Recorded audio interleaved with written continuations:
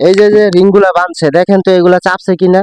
না চাপে না, হ্যাঁ? এগুলা তারা মানে কাঠেলামিতে মানে ইয়ে হয়েছে, কিন্তু নিয়ম সাফাই দেওয়া এবং টাইট করে বাঁধা দেওয়ালে সুন্দর দেখা যায়। এবং যখন আপনারা রিং গুলা টানাইছেন তখন রিং গুলা দেখছি আমি সুন্দর রিং টানছে, একুরেট রিং টানছে, কোনো কোরজ হয় নাই।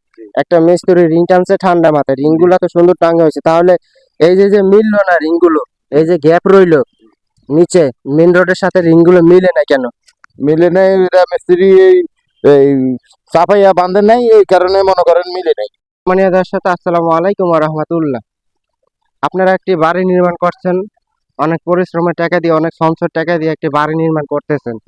তো বাড়ি নির্মাণ ক্ষেত্রে কিছু কিছু ভুল ত্রুটি হয়, যেগুলো আসলে দেখা গেছে প্র্যাকটিক্যালি আইসা যদি ইঞ্জিনিয়াররা দেখে বা থাকেন ইঞ্জিনিয়ার, তাহলে দেখা গেছে এটা সংশোধন করা যায়। কিন্তু কাজের শেষে যখন আপনি একটি ভীম বাঁধবেন, ভীম বান্ধা সারার শেষে বা সারার আগে যখন দেখা গেছে কমপ্লিট কাজটা শেষ, তখন একটা ইঞ্জিনিয়ার আইনা দেখাইলে অনেক কিছু ভুল ধরা হয় না। তো আসসালামু আলাইকুম, এদিকে আসেন একটু। মুরব্বী, আপনার তো এখানে কাজের কোয়ালিটি সুন্দর। এই যে যে রিং গুলা বাঁধছে দেখেন তো এগুলা চাপছে কিনা।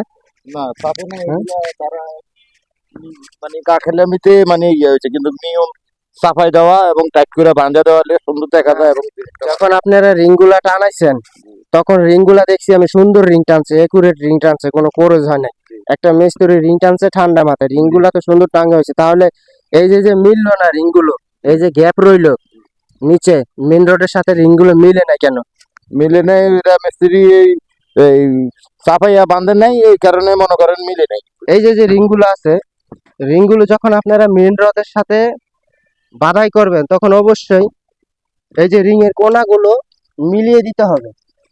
এই কয়েকটা মিলছে কয়েকটা মিলে নাই, এগুলা কিন্তু খারাপ। কারণ এই না মিলার কারণে আপনার ভীমে যতটুকু লোড নেওয়ার কথা সেতটুকু লোড নিতে পারবে না।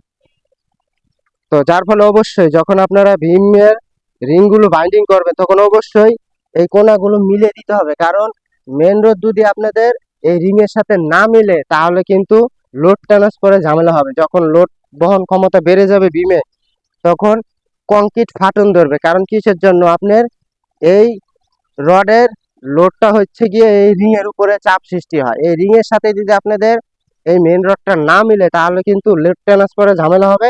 তখন আপনাদের কংক্রিট ফাটন ধরবে, কংক্রিট ফেল করবে।